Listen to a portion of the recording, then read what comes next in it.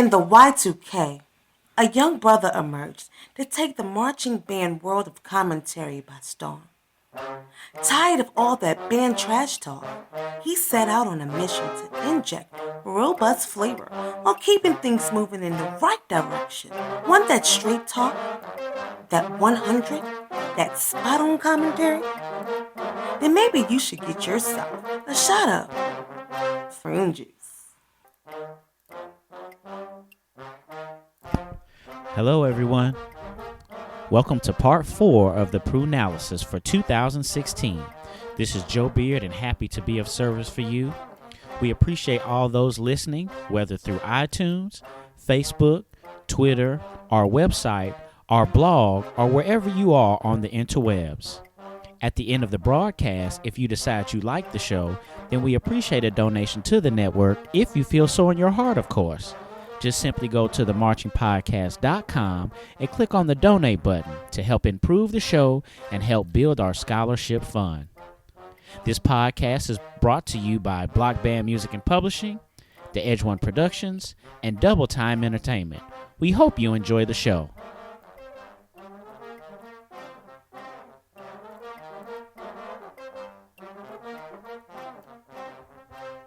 We welcome you to part 4 of the 2016 PrunAlysis with Rashad Waters, aka Prune Juice himself. Instead of cramming the detailed analysis into the 90 Degree Show, this podcast focuses more on the technical conversation with Prune Juice. Rashad is now making his notes digital, and we are happy to produce the podcast here at TMP Studios. In this podcast, we will discuss the Magic City Classic between Alabama A&M and Alabama State. This is a great state rivalry, but now, with the ascension of both programs, this is now a major battle that expands beyond its state boundaries. If you're listening through our Libsyn service and see a comment section, feel free to leave your thoughts there. You can email the show at marchingpodcast@gmail.com, tweet us at marchingpodcast, or follow our blog, blog4.themarchingpodcast.com. All right, ladies and gentlemen, let's get into one of our big battles of the year, the Magic City Classic. A big battle every year between Alabama A&M and Alabama State University, or perhaps you would prefer Alabama State University and Alabama A&M. First of all, I just want to say I was very, very excited about the attendance of this event. Some of the band competitions or battles that I've seen, or football games, honestly, I've really seen the turnout that I would really like to see. This was awesome to see such a great turnout in a relatively big stadium, and it was pretty much packed, man. And that's awesome to see. I love to see the fans out there supporting the football teams and the cheerleaders and, of course, the bands, because, of course, nobody leaves for the halftime show when it comes to show-style bands. Let's go ahead and jump right into it. I'm going to start with Alabama State University. They started their halftime show. I really don't know which one was first. This is just the order that I saw them in. Alabama State. So they came out with the drum majors, and they had smoke going on the field. Honestly, smoke was a little too much, because when I looked at it, I really didn't know what I was looking at because the smoke was kind of blocking what was going on. So I don't know if there's a way. Smoke is always a kind of a hit or miss because the effect of smoke can be really cool, but then smoke takes a long time to dissipate sometimes. And so whatever it is that you're trying to do is lost. Maybe there's another form of smoke out there that bands can use that a big explosion, poof, but then it dissipates really fast. This is something for people to think about. One thing that they did pretty quickly into the show is they started playing the theme song to the Fresh Prince of Bel-Air. I thought that was really cool. They had the taxi come on the field, and they had the dude to come out and represent Will Smith, and that dude had Will Smith down, like at least 90s Will Smith. Like it was very funny for me. I enjoyed it, and I liked the dances that the band was doing along with that. It really fit what you're trying to do as far as doing the Fresh Prince of Bel-Air. So that was cool. I noticed, though, that they didn't do a drill right then. That was kind of weird. They just kind of went into it. Like, what's going on? No drill? And then with a trumpet player, it was kind of going flat on the sustain at the end of that, and even one trumpet player that came in early. But again, I enjoyed it. I just was kind of disappointed that there was no drill. A large band like Alabama State, that's what you want to see. You want to see them making the marching hornet on the field, or ASU, or any number of things that they've made. We of course know that they have made cross on the field, and have upset Joe because of the different things that they do. It's all good. All right, let's go ahead and go into their dance girl song. So the dance girl song they played Maniac, Maniac, I know.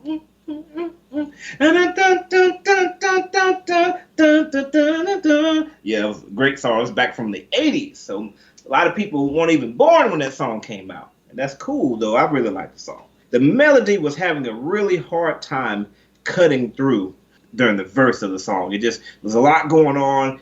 It's hard to kind of figure out. Matter of fact, it took me a second to realize what it was I was listening to. I felt it. It's like, man, like the chords felt familiar. The tempo felt familiar. I don't really know what this is until they came in with Maniac, Maniac. Oh, that's Maniac. Okay. The chorus was very clear with that. And the dancers actually looked pretty uniform doing that dance. You guys might know that I normally don't comment on auxiliary, but honestly, they were worth my attention. They really were pretty uniform in what they were doing. Let's go ahead and move into the dance routine there. So there's no slow song. They just basically came on the field, did Fresh Prince, Maniac, and now we're into the dance routine. So they played Move, Get Out the Way, Get Out the Way. Of course, there's an extra word that goes in that song, so be it. They played it slower than usual. It's more like, Move, Get Out the Way. I thought it was kind of slow. And then the second song they played in the dance routine was even slower than that one. In another PrunAlysis, you guys may remember me talking about tempo as being one of the 4 elements that helps to make a great show. Well, in this situation, tempo was really against them. The Move and this other song was way too slow to really get your audience involved in what was going on here. Now, they eventually brought out the Honeybees, and they were exciting to watch it. The crowd always gets excited with seeing the Honeybees. There was a couple things they did that weren't that graceful. To me, it doesn't really matter if you're what your weight is, if you're a small group of dancers or if you're a larger group of dancers, that doesn't matter. You should still be graceful in your moves. There was a couple of things like when they did the flips and things, it wasn't like really uniform. It wasn't really graceful. So there's some things I would just kind of want them to take a look at that. Just really tighten up on that, because I think it is even more effective when you see the larger girls come out and they are on point and they're really, really graceful. That really, really draws your attention. Overall, Alabama State's show was decent. It really wasn't the best show that I've seen from them. I've seen Alabama State a lot. I've always been impressed with the amount of power that they're able to deliver on the field. I've always kind of thought about them as kind of like if Southern University wasn't Southern, they'd be Alabama State. They're big and they're powerful. They're not as tight and as uniform as Southern is, but they're still not a band that you want to roll up on just any old day of the week without being prepared to match up with them. And this just wasn't what I saw this time. I thought they were trying to get the crowd into it with the Fresh Prince, and I think they did deliver okay there. Like, for example, the Maniac. I really like the Maniac. I'm not really sure how that related to a lot of the audience being, again, a song from the 80s, and it's more like a pop song from the 80s. So it wasn't even one of those things way back in the day that everybody knows, or maybe your mama knows what it is. Like maybe some of the mamas knew, my baby mama's mamas. Not all the baby mamas knew what that was. So anyway, I thought it was an okay show for Alabama State. Wasn't their best. Let's go ahead and jump into Alabama A&M. Start out with their drum majors. Started out with a really cool jump that they did, but they weren't that graceful. They weren't necessarily as uniform as I would have liked. It's a certain type of smoothness that you have to do. You have to flow from move to move. Graceful means flowing from move to move, as opposed to putting pauses in between what you're doing, and that's kind of what I saw there. Really kind of anticlimactic at the end for them to do what they did, boom, and then have to walk back and get their drum major maces. It really kind of took away from what they just did, and honestly, the crowd started booing them. Now, we all know that this was Alabama State's crowd, but if they hadn't done that, if they hadn't had to walk back to their maces, the audience would not have had the opportunity to boo them. They just would have been like, man, that was awesome. And when you're going into dangerous territory, you can't do something awesome and then have a break, because now you allow the crowd to say, that was awesome, but boo anyway. Boom, let's get it done. Keep those maces and let's go. They came onto the field. The lines were almost straighter than Alabama State's, but not totally. They made a formation on the field. I wasn't sure what they made. They played Lift Every Voice fanfare, and then they played another fanfare. I believe the formation that they made, actually, I found out later, was the 75 years of the Magic City Classic. Although, as I was talking to one of the directors, I think something happened in the execution of the 5. So it didn't quite turn out. They made a big X formation on the field with a rotation. Really could have showed a little bit more energy in the marching there. Hey, let's make these formations. The formation looks good, but you got to have an energy in that marching. You got to have that snap in the marching. I did like how they slowed down at one point during the drill. I thought that was really cool, kind of that surprise factor that we're talking about. When the band faced us, I was thinking about how the flags really could have been in the back of the band in order to frame them as well. I noticed that as the band was facing home, the flags were on either side of the band. But, maybe having the flags around the back of the band to kind of help frame the band a little bit and allow those flags to add that extra flash behind what's going on, I think might have been even more effective. Let's go into now the Dance Girl song. So Beyonce's Lose My Breath. Yeah,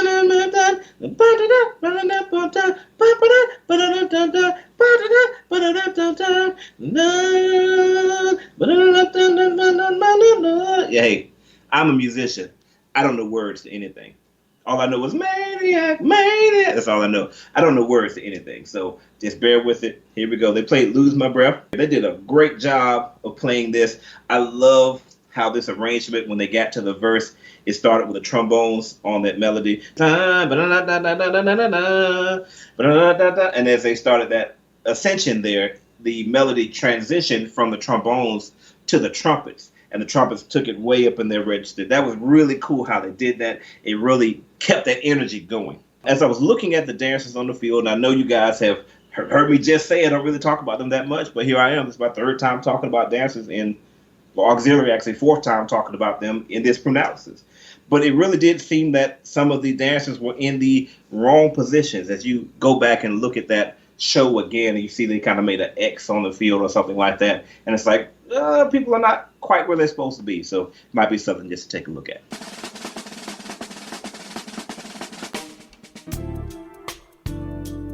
Band directors, have you ever found yourselves in this situation? Showtime is quickly approaching. Your budget is quickly disappearing. Your music choices are narrowing. The equipment condition is wearing and your stress level is mounting. Stop what you're doing and contact Block Band Music and find out how we've got you.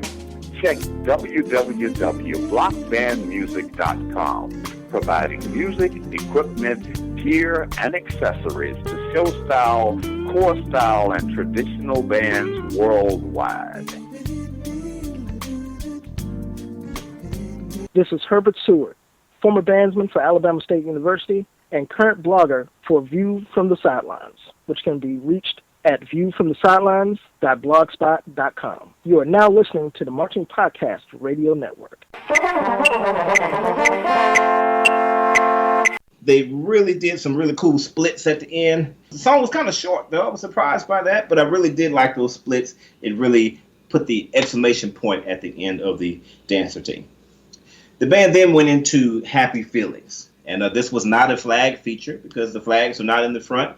The flags were behind and beside the band here. So you just had the opportunity just to really just listen to the band. Happy Feelings, of course, is by Maze featuring Frankie Beverly.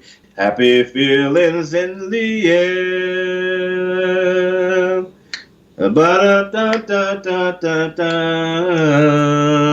Okay, that's Happy Feelings. So anyway, great low brass sound. Great sound overall. Nice trading of the melody back and forth between the different instruments. I really think that Alabama A&M took a big gamble here because normally during a slow song, something is happening. Dance girls are up front. Drum majors are humping the ground. Something's going on. Somebody's bringing something out on the field. Somebody's singing. There's not that many bands that can get away with just standing there and playing. Like FAMU is probably one of the handful of bands that can just get away with just standing there and they're just playing and there's no flag standing in front of the band or anything like that. I think they took a real gamble with that because it really could have come off as really boring. However, I think it worked. I was surprised, but it did work. I think the crowd was excited about it. I think the audience could appreciate the great sound that Alabama A&M had here. My hats off to them. Let's go on to that dance routine here. So they started also with move, get out the way. However, they were much faster with theirs doing it. They really kind of fit the tempo, really kind of got the crowd into it. I thought the dance was really hyper. They played something with Trick Daddy. I think it was they don't know what the na na na na na na na na baby, cause I'm a thug. You know what I'm talking about. That was cool. It kind of fit well with what was going on. Tubas were a little bit out of alignment as far as their positions were concerned. However, I really like how they made vote at the end of the field and then had both of our candidates come out on the field at the end. But they had Hillary come out on the field and also Trump as well. And it was just a really good stamp to end the show with. I really enjoyed Alabama A&M's show overall. So let's compare the two. I don't think that Alabama State came with their A game for this show. You know, I've seen Alabama State a lot of times before. It just wasn't their best. Alabama A&M is still kind of even though they've been around a long time, they're still kind of the new kids on the block. It's only been, I think, about 3 years now since Mr. Wright, the new band director, has been there. But I really think that they dominated Alabama State as far as the halftime show was concerned. Entertaining, high pace as far as energy was concerned, great dance routine, incredible sound. Of course, their sound is always their major thing, and they do a good job of marching. With Alabama A&M, I'll say time and time again, though, really for me, the thing that separates them from being the upper echelon band is surprise. We've got to have some more things from them that just really kind of catch your attention. Alabama A&M is going to always go out there and do a great job. They're going to sound good. They're going to be able to stand out there and just play like they did playing Prototype several years back at the Honda. But we've got to have something now. Now that you got us in your pocket, how well you march and how great you sound, now you got to flip the script on us. And that's really, to me, is going to be the thing that's going to really start to put Alabama A&M in that top level. So let's go ahead and talk about Alabama A&M versus Alabama State in the stands before halftime. Let's hit that zero quarter here. Starting out with Alabama A&M playing a song called Gangsta Lovin'. Nice full tubas at the beginning, nice baritone kind of melody. Flags are using the flags in the stands. I just like that. That's me personally. It's just a preference. I kind of think that if you are a flag, you should flag in the stands. I will point this out, and maybe I'll say this later again in the show. I think it's important, however, that the flags really pay attention to what's happening as far as the music is concerned. There's a lot of opportunities for them to really do a big flash right when the band hits a nice, powerful note. And that's really going to emphasize what's happening with the music. Best ones I've seen do that recently was actually Morgan State. And I forgot to talk about that when we were talking about Morgan State a couple of weeks back. But that's really exciting to see. What I saw with Alabama A&M is that they were using the flags, but they were just doing 8 counts with the flags. And the 8 counts didn't necessarily fit visually with the highs and the low with the music. I'm not saying that they should just spend time studying the music and with every single forte, just boom, let's do this, hit this. But, you know, it is a good idea with that every 8 counts or every 16 counts, if that's how the song is flowing, to maybe push, do a big flash with the flags right then. I think it will really make it more effective and make it really fit in better with what's going on. Let's go ahead and pop over to Alabama State. This is, of course, them before halftime, and they had on their pink breast cancer awareness shirts. I thought that was pretty cool. Nice, nice, cool thing there, Alabama State. I don't know what they played, but the very first note wasn't that clean. It should have been, got to be tighter on that. The trombones were clean, though. But you know what? Trombones really don't have to gliss on everything. This is just me as a trombone player. You really don't have to go wow wow wow wow wow wow wow. Like, okay, we got the slide. The trombone has a slide. That's cool.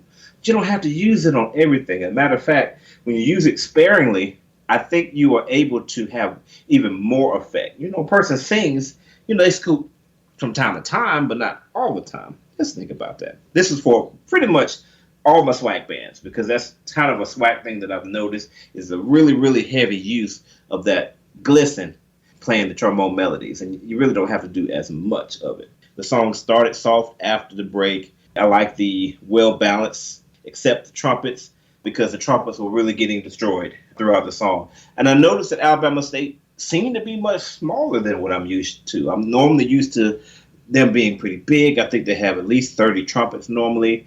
I counted, I think, right around 20-something trumpets. I don't know what was happening there, but it definitely affected the overall sound of the band because the trumpets were being destroyed.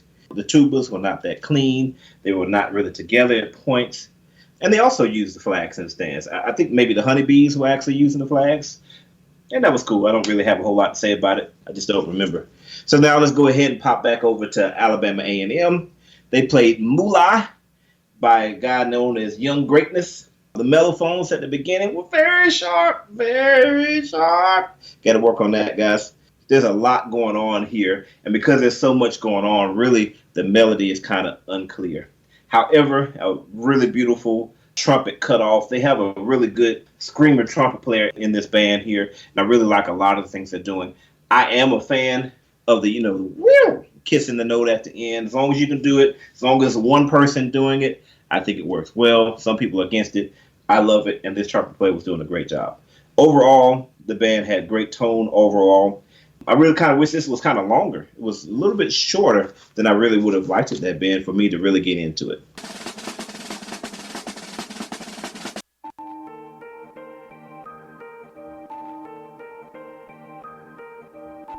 The Marching Podcast Network is a network of podcasts with a purpose to inspire, educate, and show positive images in our community.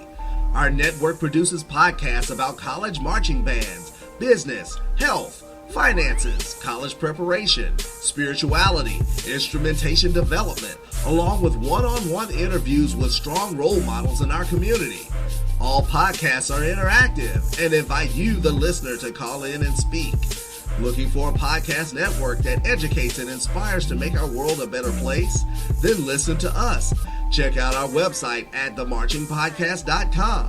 Tweet us at Marching Podcast, or follow our blog at blog4.themarchingpodcast.com.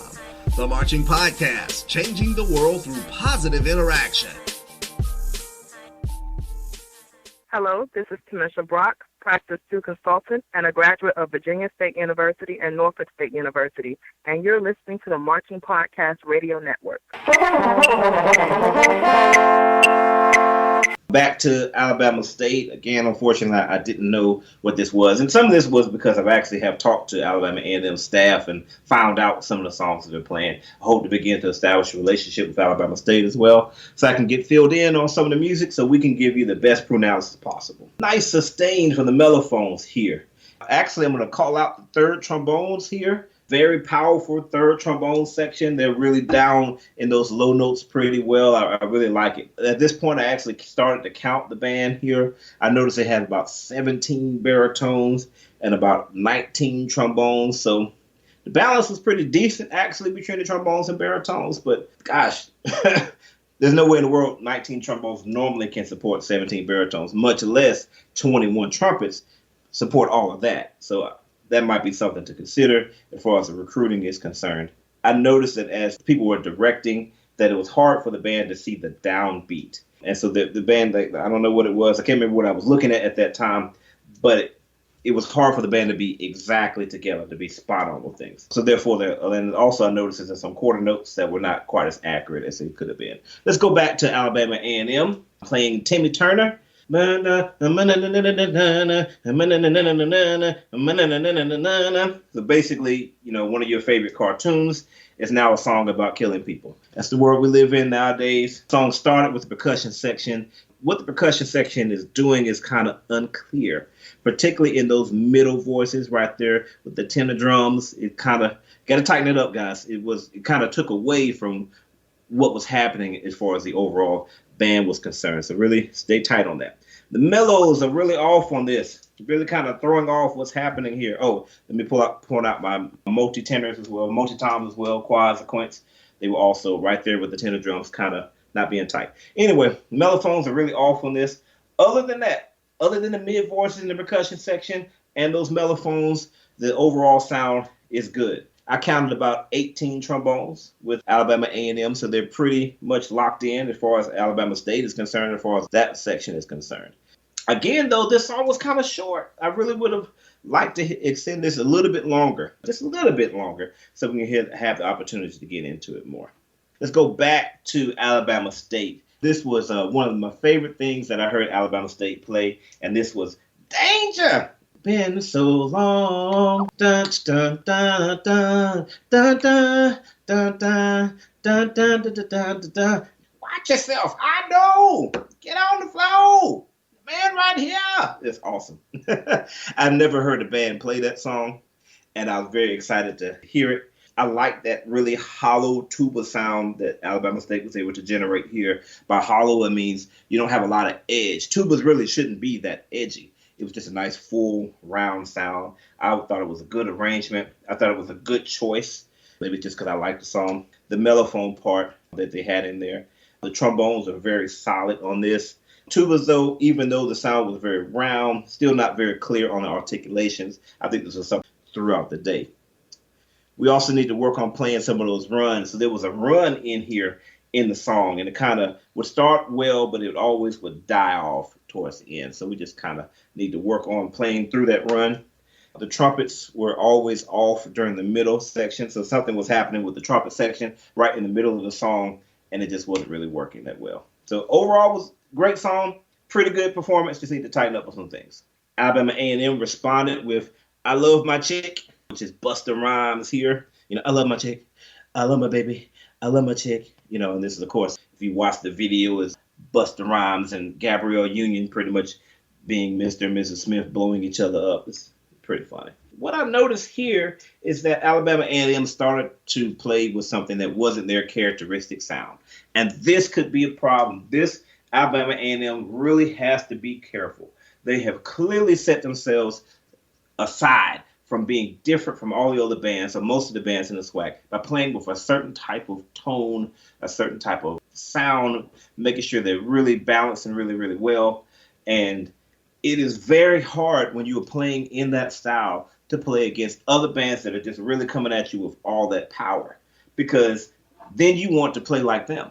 And that was the situation here. I started to notice a couple of times where Alabama A&M started to try to play Alabama State's game. Particularly, I think, when they felt that they had Alabama State on the ropes, then they became a little bit too confident and each individual player started to stick out, and it just does not work for them. Alabama A&M has got to play their game, not anybody else's game. Doesn't matter who they roll up against. They've got to focus on trying to sound good. Because if they try to play anybody else's game, if they try to play against Southern and try to play like Southern, they're going to lose. They have to play Alabama A&M's game. So they didn't have the usual sound here. The sound was much thinner. It wasn't articulated as well, particularly in the baritone section here. The tuba section kept them in the game. So shout out to the tuba section there. However, baritones, trumpets, mellophones, there's a lot of, they really got to focus on those articulations. Going back to Alabama State, unfortunately, I didn't know what this was. I thought the dynamics are kind of strange here. Like there was parts where maybe it should have been loud when it was soft and vice versa. The tubas were mezzo forte, and then, I don't know, it was just kind of strange there. I always thought it was funny that the trombone section always seems to get like 5 counts of melody. Like they never can get a whole phrase, never get 16 bars. They could just get, and then chords. Anyway, this was decent, but it wasn't anything that I really could write home about. Alabama A&M responded. I don't know what it was. There was some tempo problems with the song. Alabama State responded with that, and I think it was "Bust the Windows Out Your Car," and I think they did a decent job of that. I'm going to give the victory to Alabama A&M. However, it was not a blowout, and the reason for that was what I said a second ago. Alabama A&M, as the zero quarter continued to progress, they started to play more and more and more of Alabama State's game. Alabama State stayed where they were, so they weren't awesome, but they were consistent. Alabama and A&M started out great, but as the zero quarter continued, they started to fall off a little bit and were actually in danger of losing to Alabama State, in my opinion. With the fifth quarter, I really don't have a lot of notes on that. I remember that it wasn't the longest fifth quarter. I feel like Alabama State left a little early at the end. I really enjoyed what Alabama A&M was doing here in the stands. Still had some of those same problems I was telling you about earlier, where they were starting to lose their sound concept a little bit, and that's going to be something they have to continue to work on. Overall, though, I noticed that Alabama A&M's arrangements were just more complex, that had a lot more going on, and overall, they executed well, but they're just going to have to continue to tighten up on playing their style. Alabama State, I really just don't know. I don't think it was their year. I remember seeing them against, I think it was Tennessee State last year. It was like, wow, it was a very different battle that they had against Tennessee State last year versus this battle with Alabama A&M this year. I'm not sure exactly what's happening. I really want to see Alabama State back on the top of their game again, because they are a consistent band program and one of the band programs that really helps to keep the SWAC moving. Overall, I'm going to have to give everything, the zero quarter, the fifth quarter, and the halftime, to Alabama A&M. The halftime show was a blowout, but the other quarters were not blowouts, but it was an edge out.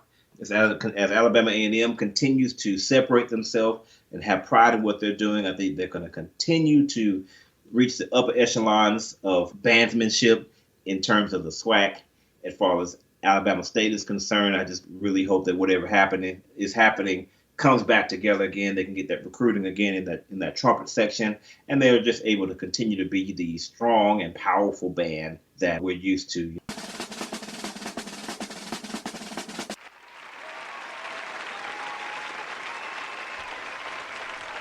Welcome back. If you're interested in becoming a sponsor or a patron to the Marching Podcast, please contact the show and we'll give you the criteria so we can start to pub your business using our platform. We'll play your commercial, we'll post your website on our blog, and we'll help send out information through social media. So contact us so we can help build your business. We've come to the end of our podcast. Check out the website and donate what's in your heart to themarchingpodcast.com. Like us on Facebook, follow us on Twitter, subscribe to us on YouTube, follow our blog at blog.themarchingpodcast.com. Also, check out the website blockbandmusic.com and follow them on Twitter at blockbandmusic. Thanks to you for listening, and remember, the lectures you deliver may be very fine and true, but I'd rather get my lesson by observing what you do. See you next time.